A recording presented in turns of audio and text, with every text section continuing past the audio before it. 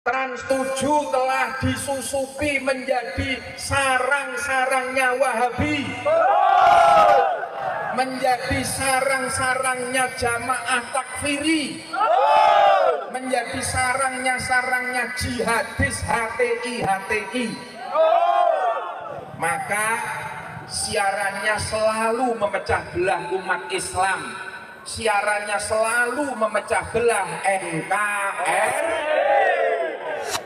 Ada apa di balik Trans 7 yang selalu ngutak-atik amaliyah Ahlus Sunnah wal Jamaah?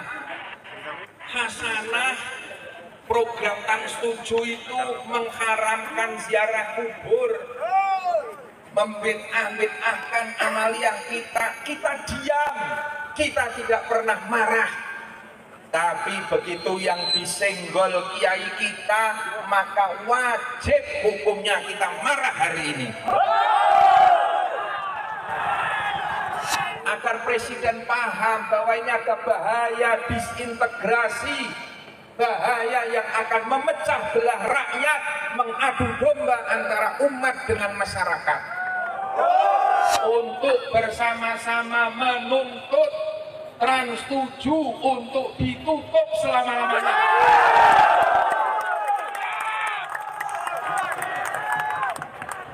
Media TV seharusnya menjadi media pendidikan, pencerahan, bukan media fitnah yang justru memecah belah masyarakat. Kita juga akan menegaskan sikap. Meskipun santri niku dilatih kon sabar, santri niku dilatih tawadhu, tapi untuk kemungkaran kita tidak boleh diam. Untuk kemungkaran kita harus melawan. Apa yang dilakukan oleh Trans 7 itu bukan kritik. Santri itu biasa dikritik. Karena di pondok kita dilatih diskusi, dilatih basul masail. Tapi yang dilakukan Trans 7 itu adalah penghinaan. Penghinaan kiai-kiai kita, kepada pesantren kita dan tradisi, adab, akhlak. Itu yang kita lakukan untuk para alim ulama kita. Karena pondok pesantren, para kiai adalah benteng-benteng Ahlus Sunnah wal Jamaah. Pondok pesantren dan para kiai-kiai adalah bentengnya NKRI. Pondok pesantren dan para kiai adalah bentengnya moral akhlak bangsa Indonesia.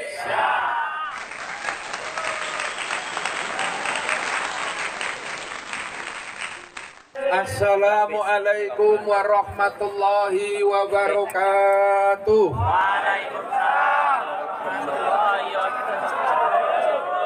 Bismillah, alhamdulillah, wassalatu wassalamu ala rasulillah wa ala alihi wa ashabihi wa mawalah, amma ba'dah.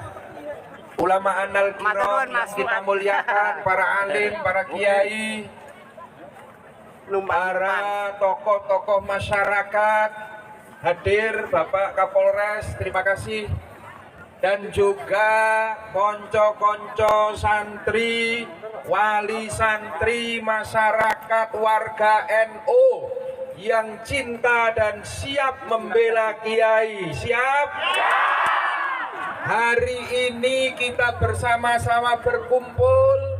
Satu, kita istighosah nyuwun datang Allah. Kita yakin Allah Maha Adil. Allah akan memberikan keadilan kepada orang-orang yang zalim. Yang kedua kalinya, kita juga akan menegaskan sikap. Meskipun santri niku dilatih kon sabar, santri niku dilatih tawadhu, tapi untuk kemungkaran kita tidak boleh diam. Untuk kemungkaran kita harus melawan. Apa yang dilakukan oleh Trans 7 itu bukan kritik. Santri itu biasa dikritik karena di pondok kita dilatih diskusi, dilatih basul masail. Tapi yang dilakukan Trans 7 itu adalah penghinaan.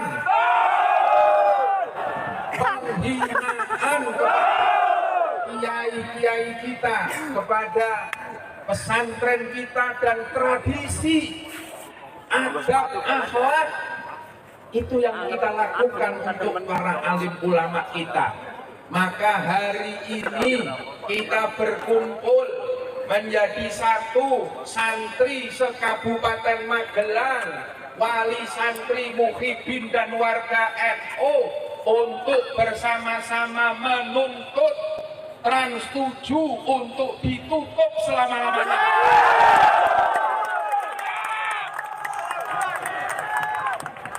Media TV seharusnya menjadi media pendidikan, pencerahan, bukan media fitnah yang justru memecah belah masyarakat. Media yang memecah belah masyarakat juga yang harus kita waspadai. Ada apa di balik Trans 7 yang selalu muta-atik amaliyah Ahlus Sunnah wal Jamaah. Hasanah program Trans 7 itu mengharamkan ziarah kubur, membid'ah-bid'ahkan amaliyah kita diam, kita tidak pernah marah.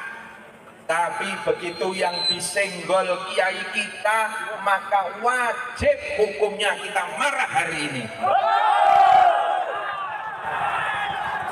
Tapi saya minta dulur-dulur sedoyo tetap menjaga ketertiban. Sanggup?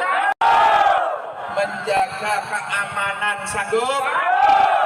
Nanti sampaikan aspirasi kita ke DPRD agar nanti sampai ke DPR RI dan sampai kepada Presiden, agar Presiden paham bahwa ini ada bahaya disintegrasi, bahaya yang akan memecah belah rakyat, mengadu domba antara umat dengan masyarakat. Ini bahayanya di situ. Trans 7 telah disusupi menjadi sarang-sarangnya Wahabi,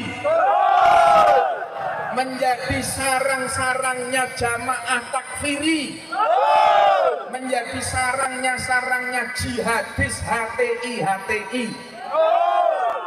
Maka siarannya selalu memecah belah umat Islam, siarannya selalu memecah belah NKRI. Kalau Anda ingin menghancurkan NKRI, maka hancurkan Nahdlatul Ulama.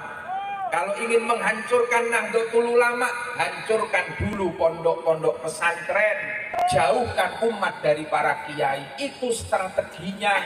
Karena pondok pesantren, para kiai adalah benteng-benteng Ahlus Sunnah wal Jamaah.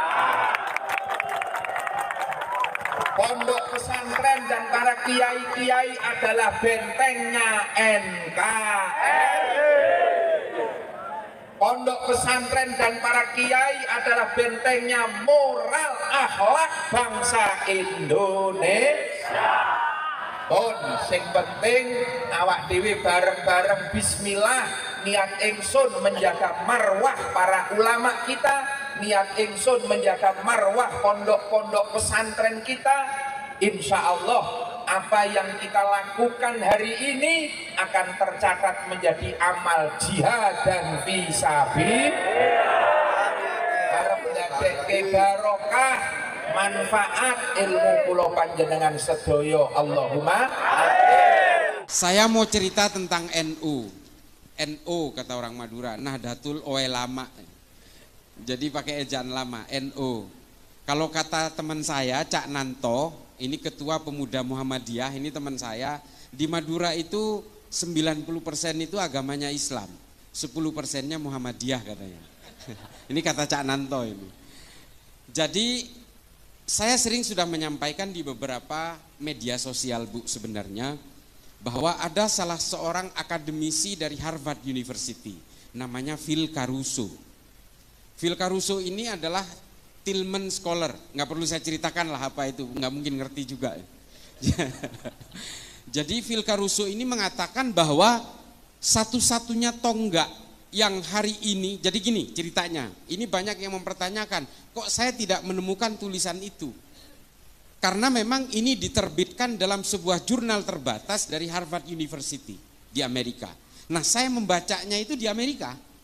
Jadi mungkin tidak dirilis ke sini karena memang di situ pada akhirnya ketika muncul wacana Islam Nusantara, Phil Caruso ini diserang. Karena menurut Phil Caruso salah satu kekuatan dari Nahdlatul Ulama itu adalah satu entitas organisasi Islam terbesar yang percaya bahwa Islam itu bukan alat untuk mengarabkan seluruh umat Islam di seluruh dunia. Ini NU yang percaya itu, makanya kemudian NU itu hidup dengan metamorfosisnya dan diaspora Islam dimanapun di seluruh dunia, dan hidup dengan kebudayaan dan kearifan lokalnya. Jadi kalau Islam di Uzbekistan Bu, itu budayanya ya budaya Uzbek. Islam di Cina itu budaya yang dipakai adalah budaya kearifan lokal Cina. Suku Hui dan termasuk orang-orang Cina di mana namanya di daerah-daerah provinsi bagian barat Cina, itu kebudayaannya kebudayaan Cina. Nah, kalau kita perhatikan dari bagaimana orang Islam ini kemudian menyebar dan kemudian menjaga budaya-budaya lokal itu supaya tidak keluar dari maqasidus syariah, ini sebenarnya pesannya Nabi. Kita tidak boleh percaya bahwa Islam ini adalah instrumennya Allah untuk mengarabkan manusia. Kita tidak boleh percaya itu. Islam ini bagi siapapun. Mau orang Islam di Brazil di pedalaman Amazon sana itu boleh memeluk Islam dengan berbagai situasi sosial circumstancesnya. Ini bahasa akademisnya. Dengan berbagai lingkungan sosialnya. Lalu kemudian Nabi menganjurkan kita supaya Islam ini menjadi agama yang bisa menjadi rahmat bagi seluruh umat manusia dan seluruh alam semesta sampai hari kiamat. Artinya apa? Kita tidak boleh terpaku kepada satu budaya saja. Tidak boleh. Yang kita maksud dengan Islam Nusantara itu adalah Islam dalam konteks budaya, bukan dalam konteks hukum-hukum fikih yang mengikat. Lalu kemudian ditanya, oke, kalau orang NU mau naik haji berarti jangan ke Mekah dan Madinah. Itu adalah hukum-hukum agama yang mengikat. Kita tetap ke sana, orang Syiah aja naik hajinya ke Mekah juga kok. Masa orang NU naik hajinya ke tempat lain? Enggak. Konsep yang dinamakan dengan Islam Nusantara ini yang nerangkan, yang orang Islam di Indonesia kok nggak ngerti-ngerti sih. Justru yang menerangkan ini orang Amerika, namanya Phil Caruso. Menurut Phil Caruso, salah satu kekuatan NU itu adalah bahwa dia bisa melebur ke dalam budaya apapun tanpa harus menjelek-jelekkan perbedaan di antara seluruh umat manusia di Indonesia. Ini kelebihannya NU. Ini menurut Phil Caruso, bukan kata saya. Dan kata Phil Caruso juga, NU tidak pernah punya riwayat memberontak dan melawan kepada negaranya sendiri. Coba, ini NU kata Phil Caruso. Makanya kemudian NU itu menjadi satu kekuatan tunggal di Indonesia yang kemudian ada sekoci-sekoci di sekitarnya, ada Muhammadiyah, ada Persis, ada Al-Irsyad. Al-Irsyad zaman dulu bukan yang sekarang. Al-Irsyad yang sekarang udah tercemar. Ini direkam kan? Biar jadi perhatian lah, nggak apa-apa. Al-Irsyad zaman dulu isinya itu adalah para habaib yang tawaddu. Hari ini Al-Irsyad sudah tercemar dengan paham-paham ideologi transnasional yang mengajarkan orang untuk menjahiliahkan orang, membid'ahkan orang dan sebagainya.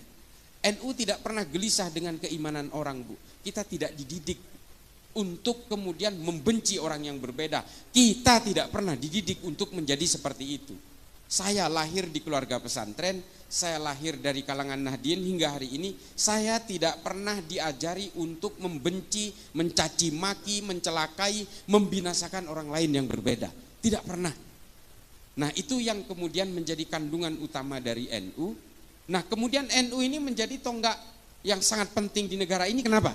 Nah, ini tinjauan secara empiris dari yang dilakukan oleh Phil Caruso dalam penelitiannya, karena berangkat dari penelitian terhadap Densus. Bapak Ibu sekalian, Phil Caruso mengatakan Densus telah berhasil mengatasi gerakan-gerakan radikal, ekstrim dan teror di Indonesia, tapi tidak bisa ditiru oleh negara lain. Nah, ini ditulis sampai sekarang masih ditulis oleh salah satu website namanya Middle East Institute, MEI. Ada itu, kalau mau di googling bisa baca. Nah, ini tulisan Phil Caruso yang mengatakan Densus itu berhasil mengatasi gerakan teror di Indonesia, tapi tidak bisa ditiru oleh negara lain. Somalia itu mati-matian mau niru Densus nggak bisa. Karena apa? Kata Phil Caruso, karena negara lain tidak bisa meniru Densus karena negara lain tidak punya NU. Baca, kalau saya disangkain ngecap, baca tulisan, googling aja Phil Caruso, PHILCARUSO, baca di situ, muncul paling awal di situ. Nah, ini bisa dibaca, artinya apa? Karena tidak punya NU. Apa coba? Mengapa NU itu kok seolah-olah betul-betul dianggap paling penting di negara ini? Sok penting gitu? Enggak juga. Banser itu, saya kenapa nangis tadi waktu apel Banser, Bu? Saya itu betapa bangganya. Wallahi tallahi billahi, saya betul-betul begitu bangganya saya melihat tadi apel Banser. Saya membayangkan kalau Mbah Hashim hidup hari ini. Coba bayangkan betapa bangganya dengan barisan serbaguna ini, dan betapa bangganya dengan kalangan muslimat dan juga berbagai banom-banom NU yang sudah mekar. Ketika NU berdiri tahun 1926 itu harus pura-pura membuat acara haulnya Mbah Holil di Surabaya. Ini berdirinya NU tahun 26 itu, sampai harus berpura-pura. Hari ini kita bisa bergerak terbuka, bisa apel di lapangan alun-alun Magelang dan sebagainya. Ini betul-betul barokah para ulama. Nah, Banser ini jumlahnya 7 juta, Bapak Ibu sekalian. Ini soheh ini. Karena Gusmen kebetulan teman saya. Ini soheh karena berdasarkan data, 7 juta. Polisi jumlahnya 463.000. Tentara kurang lebih 1 juta. Coba bayangin, taruhlah Banser itu nggak punya senjata. Taruhlah misalnya Banser itu mau ngelawan polisi dan tentara yang jumlahnya 1.500.000 orang. Karena tidak bersenjata, Banser itu taruhlah menang maju aja, ngegeruduk aja gitu. Taruhlah mati itu 3,5 jutanya, separuhnya. 3,5 juta Banser itu bisa menguasai negara ini atas nama Nahdlatul Ulama. Apakah Nahdlatul Ulama mau? Gak mau. Kita tidak diajari untuk berkhianat terhadap negara ini. Tidak diajari untuk itu. Kelompok lain sudah pernah melakukan pemberontakan, Bu. Kartosuwiryo memproklamirkan diri di Tasikmalaya, negara Islam Indonesia, lalu membentuk Darul Islam, Tentara Islam Indonesia, membentuk kesatuan-kesatuan militer, memberontak pasukan Andi Aziz di Makassar, Karmuzakar di Banjarmasin, dan kemudian melakukan gerakan-gerakan negara Islam Indonesia hingga hari ini. Dan kemudian pecah menjadi JI, JAD, JAK, JAT, JAS, MMI, MIT, MIB, NII, Khilafatul Muslimin. Ini semua pecahan negara Islam Indonesia yang ingin memberontak kepada negara Indonesia dan menjadikan Indonesia negara agama. Apakah ini pernah dilakukan NU? Tidak pernah. Padahal NU itu adalah organisasi terbesar. Bansernya aja 7 juta. Belum kalangan Nahdiennya.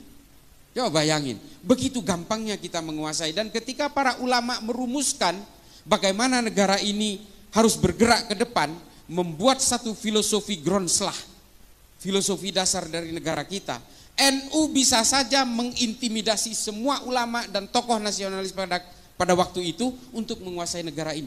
Tapi para ulama NU tidak mau melakukan itu.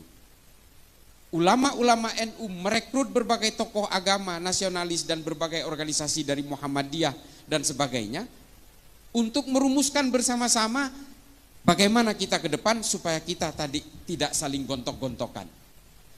Lalu kemudian diputuskan sebuah al-asobiyah. Ini kata Ibnu Khaldun, Bu, dalam Al-Muqaddimah. Para ulama kita ini nggak bego, nggak bodoh. Beliau itu membuat rumusan bersama itu berdasarkan rujukan pemikir-pemikir Islam abad pertengahan. Namanya Ibnu Khaldun, namanya Abu Bakar Ahmad Ad-Dinawari. Ada kitab namanya Al-Mujalasah wa Jahirul Ilmi yang membahas tentang bagaimana membela negara. Dan kemudian merumuskan Pancasila dengan Bhinneka Tunggal Ika, yang kemudian setelah kita teliti hari ini ternyata terilhami dari tulisan Ibnu Khaldun dalam Al-Muqaddimah pada abad ke-13. Coba, ulama kita ini nggak begitu aja memikirkan itu. Oh, kemudian kalau kita berpikir hari ini al-asobiyah itu adalah Pancasila, ya itulah hasil rumusan para ulama. Karena dulu Nabi ketika menguasai Madinah, beliau langsung membuat satu piagam Madinah sebagai tonggak kesepakatan bersama antara suku Aus dan suku Hazrat, pribumi dan pendatang yang kemudian disatukan dalam Muhajirin dan Ansor, dan menyatukan orang-orang Nasrani dan orang Yahudi menjadi satu entitas bersama bernama negara Madinah dengan piagam Madinah. Piagam Madinah ini mengatur apa? Mengatur hak dan kewajiban yang sama antara orang-orang yang berbeda, ya. Lalu kemudian mengatur juga semua bahwa manusia siapapun di Madinah, harkat dan martabatnya harus semuanya diakui tanpa melihat latar belakangnya, suku maupun agamanya. Nah, dari sini kemudian memecah dua pemikiran tadi yang saya sebutkan. Abu Bakar Ahmad Ad-Dinawari menulis Al-Mujalasah wa Jahirul Ilmi, merumuskan itu. Artinya apa? Membela negara itu adalah hukumnya wajib. Ini juga yang kemudian oleh Mbah Hashim ditekankan kepada kita, kita semua adalah fardhu ain dalam membela negara. Ini semua sanadnya mengalir dari Kanjeng Nabi. Lalu kemudian ada seorang mu'allaf tiba-tiba ujuk-ujuk umur 40 mengenal Islam, namanya Felix Yao, mengatakan membela tanah air tidak ada dalilnya dalam Islam.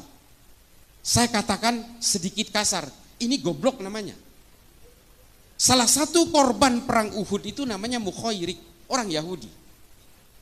Hanya 2 kitab sejarah yang menerangkan Mukhairik ini sudah memeluk Islam ketika ikut perang Uhud, tapi 8 diantaranya yang lain mengatakan dia masih Yahudi. Mukhairik ini adalah seorang pemuka agama Yahudi, kalau di Yahudi itu namanya rabi. Dia adalah seorang rabi. Perang Uhud itu terjadi hari Sabtu. Karena hari Sabtu, Mukhairik ini dilarang oleh keluarganya. Kamu ini hari ini adalah hari Sabat. Orang Yahudi tidak boleh keluar rumah. Tapi Mukhairik mengatakan, saya harus membela Nabi karena selama ini Nabi telah melindungi kita. Kaum minoritas seperti kita dilindungi oleh Nabi, maka ketika Nabi berperang saya harus ikut. Mukhairik memaksa keluar untuk berperang bersama Nabi dalam perang Uhud, lalu kemudian Mukhairik gugur. Tapi sebelum Mukhairik berangkat ke perang Uhud, Mukhairik meninggalkan catatan fatwa waris kepada keluarganya bahwa 3 kebun kurma dan 51% dari 51 bagian dari seluruh harta saya, kalau saya mati di perang Uhud, serahkan kepada Nabi. Nah, 2 kebun kurma dan 1 kebun anggur, kalau dalam Tarikh At-Tabari disebutkan. Ini kemudian ketika gugur Mukhairik dalam perang Uhud, semua harta yang difatwa wariskan ini diserahkan kepada Nabi. Lalu Nabi membuat lembaga wakaf pertama di dunia, Baitul Mal pertama di dunia, untuk menyantuni janda-janda perang dan anak-anak yatim karena korban perang.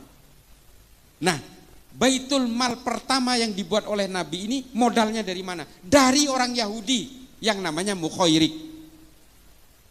Ini loh yang dimaksud bahwa semua orang punya hak dan kewajiban yang sama dalam satu negara, menjunjung tinggi kesepakatan bersama yang bernama Pancasila yang pada zaman Nabi disebut Piagam Madinah. Ini Bapak Ibu sekalian. Jadi ajaran-ajaran yang dilakukan oleh para ulama NU untuk merumuskan Pancasila sebagai dasar negara ini tidak ujuk-ujuk. Pemikiran Ibnu Khaldun ini kemudian dipakai oleh Adam Smith, John Locke, John Maynard untuk merumuskan demokrasi modern hari ini. Pemikiran-pemikiran tentang dunia kapital, bagaimana aliran modal dipegang negara untuk mengaktifkan UMKM, pedagang kaki lima dan sebagainya. Ini berawal dari pemikirannya Ibnu Khaldun dalam Al-Muqaddimah. Gak mungkin baca, udahlah saya baca sampean dengerin aja. Tapi kalau mau tertarik, baca Al-Muqaddimah, komplit tentang politik, ekonomi, sosial dan sebagainya. Karena Ibnu Khaldun ini juga seorang ahli sejarah, Ibnu Khaldun juga seorang polimath, ahli dalam segala hal. Nah, dulu pemikir Islam itu Bu, semuanya polimath. Polimath ini artinya adalah bisa apapun. Ibnu Sina itu selain ilmu kedokteran, dia juga bisa mengukur jarak antara bulan dan matahari. Ini Ibnu Sina ini. Hari ini oleh orang-orang Wahabi dikafirkan karena dia orang Persia. Coba. Ini nanti akan saya bahas sedikit di bagian terakhir. Lalu kemudian Al-Khawarizmi, orang Persia yang juga hari ini dikafirkan. Dia yang menciptakan angka 0 dalam matematika. Namanya Al-Khawarizmi, orang Islam Bu. Yang menciptakan kamera di HP ini, itu orang Islam pertama kali menulis dalam sebuah kitab namanya Al-Haya. Al-Hayah ini tidak dihargai di Arab, kemudian dibawa ke Jerman, lalu kemudian dirumuskan di Jerman, sehingga yang kita kenal hari ini yang menciptakan lensa pertama itu orang Jerman. Itu orang Islam semua. Ya tapi jangan salah juga Bu, yang menciptakan ateisme pertama kali, orang yang tidak percaya Tuhan, itu juga orang Islam juga. Jadi keilmuan dalam Islam itu kemudian berkembang dalam berbagai hal, dalam sains, dalam sejarah, ekonomi, filsafat dan sebagainya. Kita ada Tabrizi, Rumi, Imam Ghazali, Ibnu Rushd, kita mengenal tahafud al-falasifah, tahafud at-tahafud, fihi ma fihi. Ini adalah karya-karya monumental para pemikir Islam pada zamannya. Tapi ada juga orang-orang Islam yang mengeluarkan pemikiran-pemikiran ateis. Abul A'la Al-Ma'arri, Abu Bakar Razi, Al-Mukaffa. Ini semua adalah pemikir-pemikir awal yang kemudian pemikirannya dibawa ke Eropa, dirumuskan oleh Darwin, oleh Feuerbach, oleh Ernest Bloch, oleh Karl Marx dan sebagainya. Tapi kemudian 3 orang ini menjadi murtad. Mati dalam keadaan murtad. Yang 2 dipenggal, yang 1 mati karena sakit. Abul A'la Al-Ma'arri ini mati dalam umur 91 tahun karena pemikiran-pemikirannya akhirnya dia terasing. Dan yang kedua dipenggal lehernya karena dianggap murtad, karena mengeluarkan pernyataan dalam bukunya Az-Zulumiyah namanya, itu tidak percaya Tuhan dan tidak percaya Nabi. Nah ini nggak usah kita ikutin, saya hanya cerita aja bahwa bagaimana keilmuan dalam Islam itu berkembang pada abad pertengahan itu, yang kemudian mengilhami berbagai pemikir-pemikir Islam hari ini.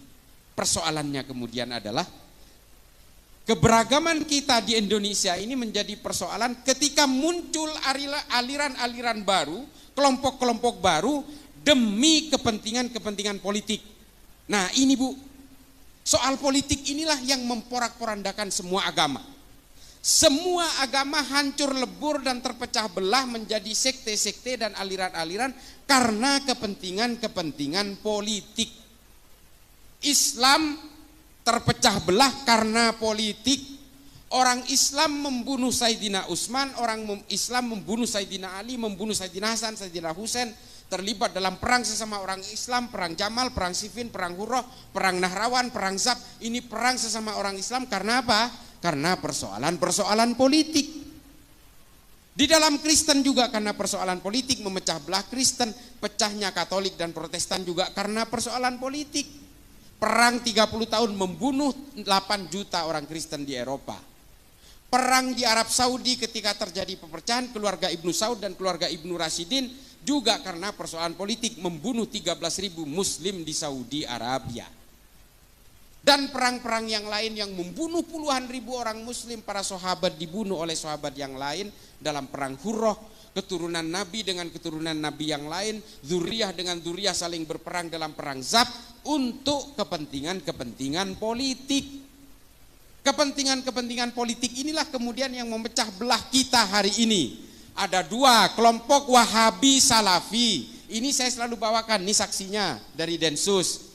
Kami ini senantiasa bertemu dengan tangkapan-tangkapan teroris Bu. Sama pemahamannya, ziarah kubur haram, musik haram, ini haram, wayang haram, haul haram, tahlilan haram, semua diharamkan.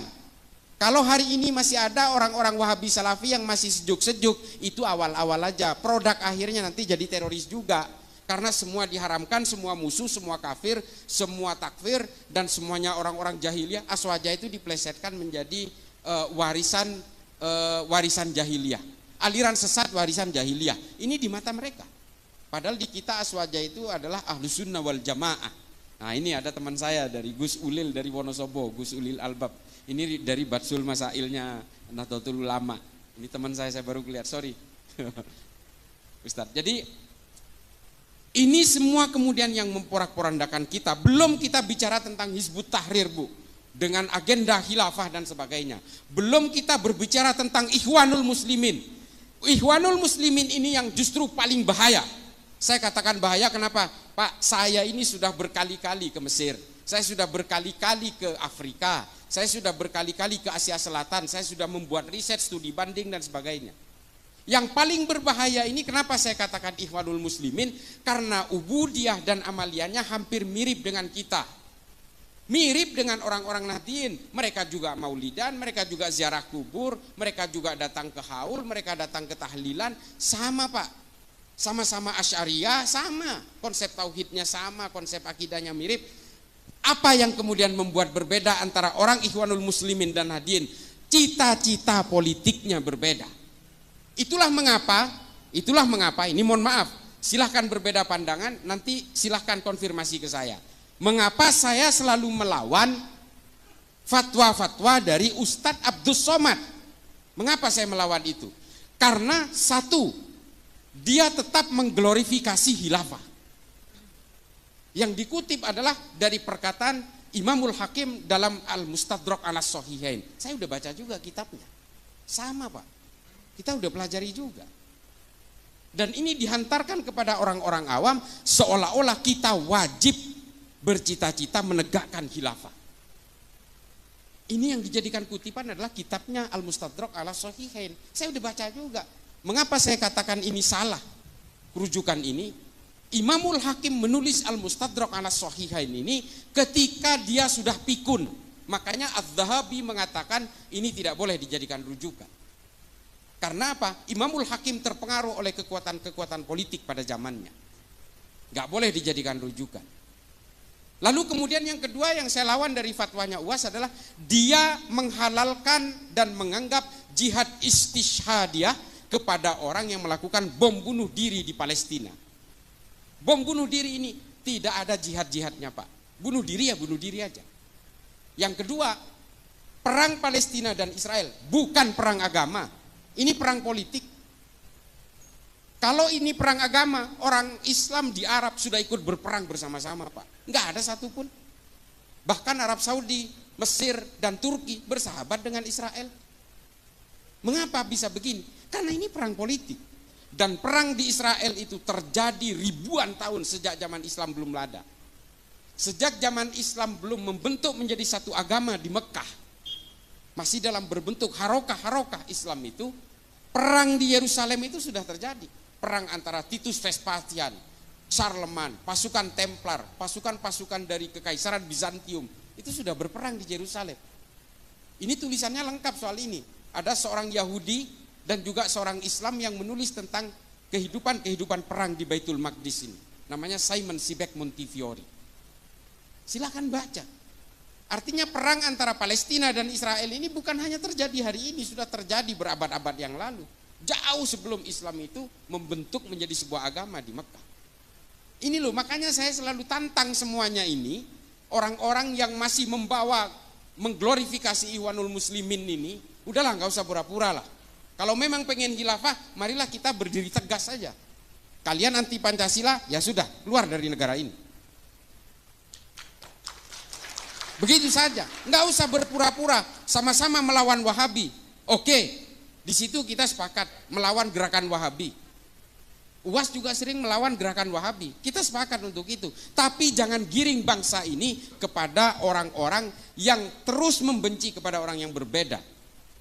Di dalam salib ada jin kafirnya, nggak usah lah, nggak usah menghina sesembahan orang lain kata Allah, ya kan? Di Quran kan jelas, jangan menghina sesembahan orang lain karena orang lain akan menghina Tuhanmu tanpa ilmu pengetahuan. Jelas kok di Quran itu. Kenapa kita selalu menghina sesembahan orang lain? Enggak usah, tunjukkan Islam itu sebagai agama yang bisa menjadi rahmat bagi seluruh alam semesta. Supaya apa? Supaya orang-orang yang belum berislam ini tertarik kepada Islam karena kedamaiannya. Bukan karena bakar, bunuh, gantung. Bukan karena itunya. Kan miris Pak. Ada juga kelompok lain di dalam kita yang memecah belah kita hari ini. Kelompok FPI. Ini mohon maaf Pak, kalau masalah kita itu suruh takdim kepada para habaib, jangan kalahin orang NU. Yang mengajari untuk supaya kita takdim dan hormat pada dzurriyyah Nabi, itu justru ulama-ulama NU. Tapi hari ini kepatuhan kita kepada para habaib itu dimanfaatkan oleh oknum-oknum habaib untuk memecah belah NU. Coba, kacang lupa kulitnya kan. Ulama-ulama NU mengajari kita untuk hormat kepada para habaib. Tapi oknum-oknum sebagian habaib hari ini yang bergerak dalam berbagai harokah-harokah siasah dan punya agenda-agenda politik justru memanfaatkan kepatuhan kita kepada para habaib untuk memecah belah NU. Ini kan betul-betul miris. Ini mohon maaf Habib, ini yang kemudian membuat kita miris. Orang-orang yang hari ini ingin memecah belah NU, percayalah, mereka adalah orang-orang yang ingin menghancurkan Indonesia. Kita tegas saja di sini. Kelompok-kelompok Wahabi, kelompok-kelompok Hizbut Tahrir, dia mengusung gerakan-gerakan tegaknya khilafah. Kantor pusatnya di London Pak, di Inggris. Coba bayangin, pernahkah kita curiga? Kok bisa loh gerakan-gerakan khilafah ini kantor pusatnya di London coba? Ini yang biayai siapa? Ini operasinya siapa? Ikhwanul Muslimin juga di London Pak. Dan satu lagi di Libanon, coba bayangin. Ini siapa yang gerakin? Operasinya siapa? Lalu dia datang ke Indonesia membawa gerakan-gerakan Hizbut Tahrir, gerakan-gerakan khilafah, tegaknya daulah dan sebagainya, mengacak-acak kita, mengadu domba kita. Dan di Madura Pak, di kampung saya hari ini, yang namanya NU belum tentu NU Pak. Bisa jadi NU aliran garis keras yang terpapar oleh FPI. Ini di Pamekasan contohnya, yang mempersekusi rumahnya Pak Mahfud MD, yang menyandra Kiai Ma'ruf Amin di mobilnya, itu adalah kelompok-kelompok ini. Sama Pak, tahlilan juga, haul juga, maulidan juga, baca-baca rotib juga, sama. Nah, yang paling terakhir adalah, lalu bagaimana kita akan bersikap? Apakah kita tidak boleh berpolitik kalau ternyata politik itu hanya memecah belah umat? Boleh Pak, Bapak Ibu sekalian, boleh berpolitik. Kata Imam Ghazali dalam Ihya Ulumuddin mengatakan, Islam dan politik itu seperti saudara kembar. Islam diperlukan untuk mengawal ruang-ruang politik ini supaya tidak keluar dari jalur maqasidus syariah. Ini jelas. Boleh berpolitik Pak, tapi gunakan ilmu pengetahuan. Nah ini, ilmu pengetahuan ini yang harus menjadi landasan kita hari ini, bahwa kita boleh berpolitik karena ilmu pengetahuan dan gunakan ilmu pengetahuan itu dalam berpolitik. Ini jelas. Makanya saya bukan karena sesama Madura Pak, saya senang sekali dengan Pak Mahfud MD. Pak Mahfud MD ini legislatif sudah, yudikatif sudah, sekarang ada di eksekutif. Padahal dia ini Pak hanya menggunakan ilmu pengetahuannya aja. Dan dia menggunakan ilmu pengetahuan itu dalam ruang-ruang politik. Kalau ingin dimusuhi Pak Mahfud MD, gampang Pak, gampang. Coba aja dia sogok Pak. Dimusuhi seumur hidup. Demi Allah, ini banyak cerita soal itu karena saya dekat dengan beliau. Wallahi, banyak orang yang mau nyogok beliau Pak, terutama ketika kasus-kasus terakhir-terakhir ini, supaya dia diam jangan bersuara. Dimusuhi semua itu yang berusaha nyogok itu. Mulai dari polisi, tentara, semua dimusuhi. Karena menurut dia ini orang nggak amanah. Kalau dia udah pejabat negara tapi dia mau nyogok saya, berarti ini nggak amanah. Dimusuhin Pak. Ini Pak Mahfud. Nah, banyak tokoh-tokoh dalam Islam yang berpolitik karena ilmu pengetahuan. Ada Muhammad As'ad, ada Muhammad Iqbal, ada Harun al-Rasyid. Ini semua adalah orang-orang yang kemudian menjadi pemimpin, menjadi pejabat negara, tapi menggunakan ilmu pengetahuannya. Ada Fazlur Rahman dan sebagainya. Hari ini apa yang terjadi? Kita meninggalkan ilmu pengetahuan dari dalam dunia politik kita. Yang terjadi adalah apa? Ambisi-ambisi kekuasaan. Sehingga apa? Ketika ambisi kekuasaan ini dipaksakan untuk hidup dalam negara itu atas nama agama, yang terjadi adalah apa? Upaya membuat gerakan-gerakan revolusioner. Karena apa? Kita terilhami oleh para pemikir-pemikir politik dalam Islam seperti Muhammad Qutb, Said Qutb dan sebagainya. Hasan al-Banna, ini yang kita ilhami hari ini. Sehingga apa yang kita lahirkan hari ini? Abu Bakar Ba'asyir, Oman Abdurrahman, Abu Bakar al-Baghdadi, Osama bin Laden, ini Aiman al-Zawahiri. Ini yang kita lahirkan hari ini. Kita tidak lagi melahirkan Ibnu Sina, Al-Farabi, Al-Kindi, Al-Khawarizmi, Tabrizi, Rumi, Imam Ghazali. Kita tidak lagi Ibnu Khaldun. Kita tidak lagi melahirkan mereka-mereka ini semua. Yang kita lahirkan adalah orang-orang yang mengglorifikasi kekerasan, pembunuhan, perang dan sebagainya. Upaya-upaya revolusi, gerakan-gerakan toli'ah. Nah, ini kan miris, Pak. Islam itu pernah berjaya karena ilmu pengetahuan, bukan karena politik. Itu lihat di YouTube saya dengan Bang Akbar Faisal. Saya bisa buktikan itu semua secara empirik dan historik. Kita tidak pernah berjaya dalam dunia politik. Kalau kita berjaya dalam dunia politik, sampai hari ini mungkin politik Islam sudah berjaya di mana-mana. Tidak, Pak. Di Granada tumbang abad ke-14. Kekhalifahan Turki Utsmani tumbang 1924.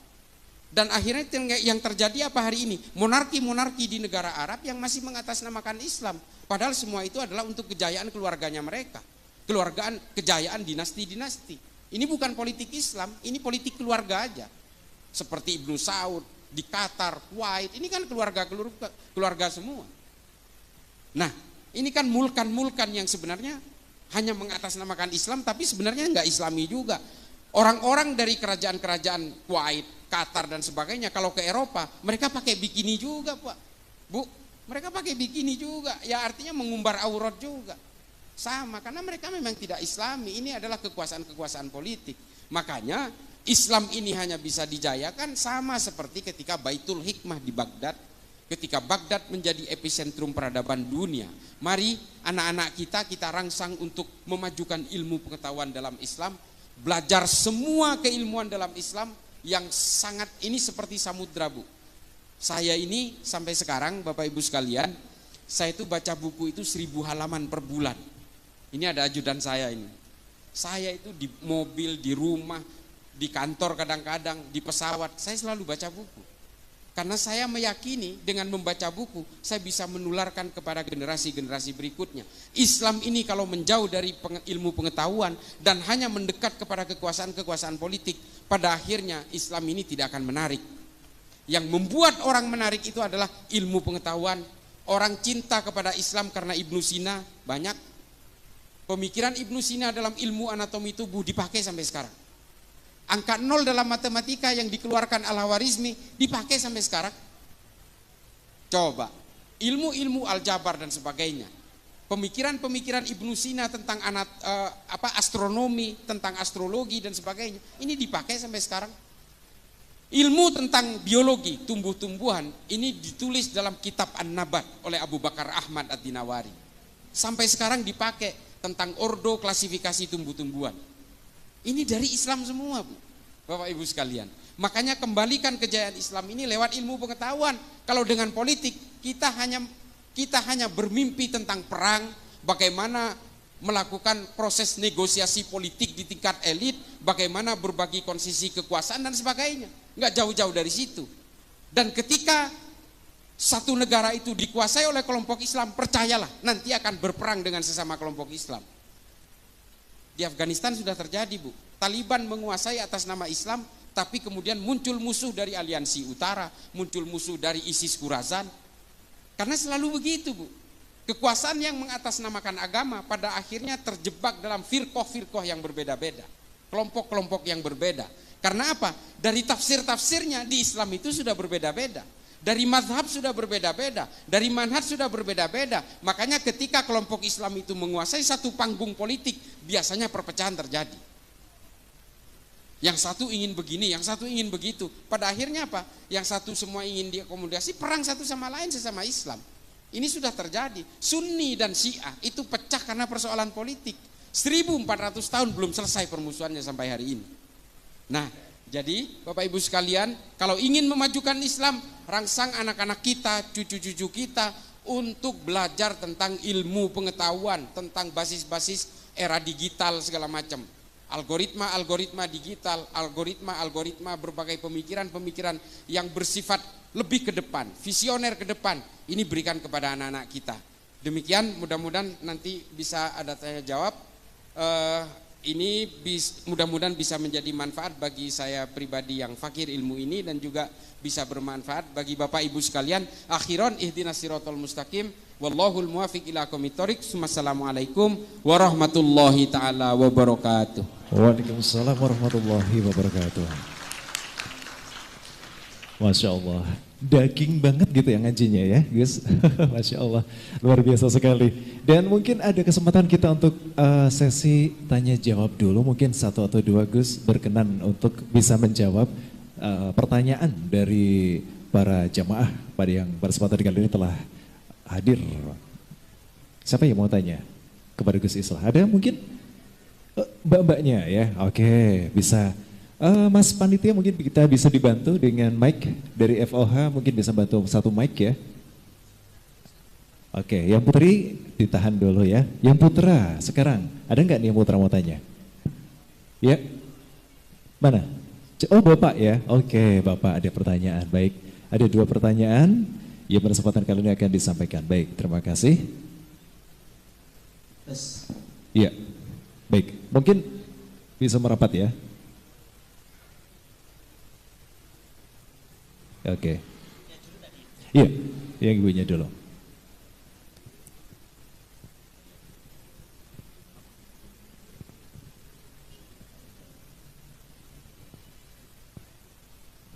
Sebelumnya alamat status dosen.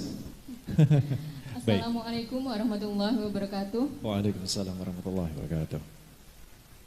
Nepangaken kawula ati perwakilan dari PC ISNU Kabupaten Magelang. Alhamdulillah ketuanya juga dari Untidar Pak Ibrahim, matur nuwun sanget. Untidar menika saged rawuh Pak Profesor niki kula perwakilan nggih. Di sini saya ingin bertanya kepada Kang Bogi, bagaimana untuk melanjutkan tawaran panjenengan mengenai pelatihan pengkaderan di kontra narasi. Mangke narah hubungnya bagaimana? Kayaknya kok ini oleh-oleh yang sangat luar biasa di menyambut 1 abad NU ini. Semoga kader-kader NU kita berkualitas. Saya takjub banget saged rawuh saged silaturahim di sini, kok ada oleh-oleh ini. Terus saya itu aja. Saya langsung di follow up ya? Gitu. Yeah. Kersane ada tindak lanjutnya, tidak hanya omong kosong ngoten nggih. Yeah. Terima kasih dari saya. Wassalamualaikum warahmatullahi wabarakatuh. Waalaikumsalam warahmatullahi wabarakatuh. Baik, berikutnya yang di belakang dari Mas Moy. Bapak, ya. Assalamualaikum warahmatullahi wabarakatuh. Waalaikumsalam. Alhamdulillah saya bisa datang ke sini, saya bersyukur sekali bisa ketemu sama Cak Islah. Saya kagum dengan beliau karena banyak sekali melihat video beliau. Alhamdulillah. Dan seperti yang dikatakan Pak Buki tadi, kontra narasi itu sebetulnya juga bermasalah buat kami yang sering melakukan kontra narasi di grup-grup WA ataupun grup-grup lainnya. Yang itu juga menyebabkan kami itu jadi seakan dimusuhi sama mereka, karena yang melakukan kontra narasi itu sangat sedikit dibanding orang-orang yang menyebarkan hoaks dalam grup. Salah satunya cara saya menjawab adalah menggunakan kalimat-kalimat dari Cak Islah. Kalau itu belum jelas, saya kirimkan videonya secara utuh, dan itu pun belum bisa diterima. Akhirnya terjadi permusuhan yang keras sampai datang ngonek-ngonek itu terjadi. Ya, itu mungkin juga karena yang pingin melakukan kontra narasi itu berpikiran alah gitu aja kok repot nengke wae. Nah, sebetulnya kelemahan dari kita khususnya warga NU itu untuk melakukan kontra narasi itu mungkin berpikir ngene iki wis ayem. Atau mungkin juga bahan ilmu untuk menjawab itu juga kurang, karena kemungkinan mereka itu banyak yang terlatih, yang didoktrin sama ustadz-ustadz mereka di mana pengajian yang mereka ikuti itu banyak ilmu yang digunakan untuk mereka melakukan penyerangan-penyerangan terhadap pemerintah ataupun Islam yang tidak sepaham dengan pemikiran mereka. Yeah. Pertanyaannya Bapak mohon Ya. izin. Yang jadi pertanyaan saya, seakan-akan kenapa kok sekarang banyak pengajian yang menyebarkan doktrin-doktrin yang saya anggap itu memusuhi Islam yang tidak sepaham dengan mereka, memusuhi pemerintah, itu kok seakan-akan tetap berjalan dengan tenang. Khususnya adalah yang di lingkungan universitas. Saya banyak bertemu dengan anak-anak yang dulunya dia itu rajin mengikuti pengajian saat kuliah. Setelah selesai kuliah itu jadi orang yang keras. Nah, apakah benar Pak untuk pengajian-pengajian di lingkungan universitas yang keras-keras itu memang didiamkan saja, ataukah ada trik lain untuk menghambat mereka untuk menyebarkan ajaran-ajaran yang melawan pemerintah ataupun menjelek-jelekan aliran yang tidak sepaham dengan mereka gitu. Ya. Itu aja. Assalamualaikum warahmatullahi wabarakatuh. Waalaikumsalam warahmatullahi wabarakatuh. Ya, cukup dua saja terlebih dahulu ya, karena waktu saya terbatas. Kami persilakan kepada Gus Islah atau Kombes Pol Pogi. Terima kasih Ibu. Untuk program konten narasi, gambaran saya, kami aja yang di Sulawesi Tengah, di Poso masih ada lagi daerah yang masuk lagi kabupaten. Itu aja kita kirim. Apalagi yang ada di Magelang. Ya, kita hanya 5 jam saja dari kantor kami. Nanti silahkan nanti catat nomor saya, nanti habis ini kita diskusi kira-kira nanti modelnya bagaimana. Apakah kemudian dari PCNU atau mungkin dari para pondok pesantren, kita siap untuk menghadirkan tim kita. Untuk yang tadi mahasiswa Pak, tadi sudah saya sampaikan juga bahwa radikalisasi itu tidak hanya terjadi di lingkungan masyarakat, tapi di lingkungan dunia pendidikan. Banyak mahasiswa yang kemudian terpapar dalam hal pemikiran, ya, dan bahkan mahasiswa kemudian menjadi pelaku teror, dia ahli bom yang kemudian ditangkap di wilayah Sulawesi Tengah, itu dari mahasiswa dari salah satu universitas terkemuka di Indonesia. Ya. Jadi memang radikalisasi yang kemudian dibawakan oleh kelompok misalnya HTI itu banyak merambah ke dunia pendidikan. Bahkan dalam rilis terakhir dari BNPT kalau tidak salah ada indeks radikalisasi anti Pancasila itu di beberapa universitas itu ada, termasuk universitas negeri itu ada juga. Nah, ini menjadi garapan kami sekarang. Ya, bagaimana kemudian kita bisa menangkal, mencegah radikalisasi yang terjadi di lingkungan mahasiswa. Karena ini berbahaya Pak, sangat berbahaya. Di mana sebenarnya otak-otak mahasiswa yang produktif untuk membangun negara ini ternyata hanya dicokoki oleh doktrin-doktrin yang kemudian mereka ingin singkat, jalan singkat untuk menjadi seorang mukmin ya dalam kacamata mereka. Sehingga apa? Salah satunya adalah ya mengkafirkan sistem yang ada di negara ini, sistem pemerintah, ya kita togut dan sebagainya, yang akhirnya nanti tujuan utama adalah mereka bagaimana bisa menyongkong adanya khilafah yang ada di Indonesia, yang kemudian ini bisa membahayakan negara ini kalau kemudian dari lingkup pelajarnya, mahasiswanya yang produktif sebenarnya untuk membangun bangsa itu kemudian terpapar oleh virus yang namanya virus radikalisme ini.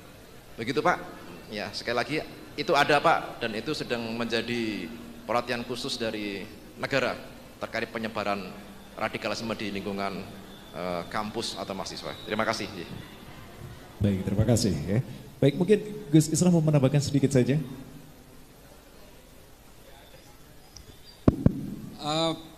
Terima kasih Pak. Saya kalau pelatihan itu sebenarnya ini harus dilayani nih. Ini ada kontra narasi. Nah, biasanya kalau ada training tentang algoritma digital ya, Mas Bogi istilahnya, itu biasanya juga dikasih bantuan device biasanya ya, gadget satu, handphone apa gitu untuk mengglorifikasi berbagai ideologi-ideologi kebangsaan. Nah, menyikapi berbagai konten yang ada di media sosial Bapak Nyun Sewu, ini memang menjadi satu persoalan yang sangat nasional hari ini. Satu, karena memang Kominfo ternyata tidak bisa berbuat apapun.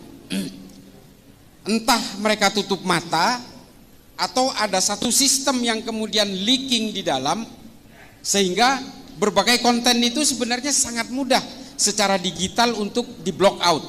Bisa sekali, sangat mudah. Apalagi hanya men-take down salah satu akun misalnya yang selalu menyebarkan hoax dan ajaran-ajaran nggak benar. Gampang sekali sebenarnya. Cuma memang ada beberapa platform yang harus bersurat kepada platform pusatnya di Amerika atau di Rusia.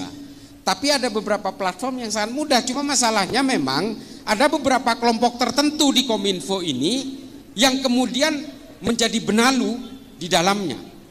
Yang seolah-olah ada pembiaran di situ. Saya bisa bersaksi soal ini. Karena ini salah satu kerjaan saya adalah mondar-mandir dari Kominfo. Hampir setiap minggu kita mondar-mandir ke Kominfo hanya untuk melaporkan konten itu. Dan kemudian mandek di salah satu lantai itu aja. Selalu begitu. Ini mohon maaf, saya harus terbuka soal ini. Karena ini adalah keluhan kami juga. Saya ini kebetulan bukan polisi Pak. Tapi saya tenaga ahli pencegahan radikalisme, ekstremisme, dan terorisme di Mabes Polri. Dalam hal ini di Densus 88. Jadi saya tahu persis bagaimana kendala-kendala dalam konten-konten digital ini untuk diberangus. Termasuk kalau saya sih nggak gelisah sebenarnya. Yang banyak protes itu adalah kiai-kiai di kampung-kampung yang protes karena saya dituduh Syiah, saya dituduh liberal dan sebagainya. Hanya karena ini mumpung ada ibu-ibu muslimat, saya itu dituduh liberal Bu, karena saya pernah berkata begini. Saya secara pribadi saya bilang saya anti poligami. Karena kalau saya berpoligami, anak saya dan istri saya pasti berantakan. Maka bagi saya yang namanya poligami yang pernah dilakukan Kanjeng Nabi itu buat saya mudorot, saya bilang. Buat saya pribadi maksudnya. Kalau ada orang lain mengatakan itu menjadi maslahat ya silakan aja. Tapi buat saya mudorot. Dan bagi saya secara pribadi, satu-satunya mungkin yang pekerjaan Nabi yang tidak pernah akan saya tiru adalah menikah berpoligami itu. Nah, gara-gara ngomong begini, padahal saya ngomongnya itu pribadi. Maksud saya pribadi tidak akan mungkin berpoligami dan saya anti poligami. Saya kesian anak saya kesian istri saya cinta kepada istri saya. Oke, dalam soal harta saya bisa berbagi adil dengan istri saya. Tapi kalau soal perasaan kan nggak bisa dibuat adil seadil-adilnya. Nah, makanya kemudian saya diserang liberal karena mengatakan itu. Ya ini kan saya pribadi. Ya gitu ya.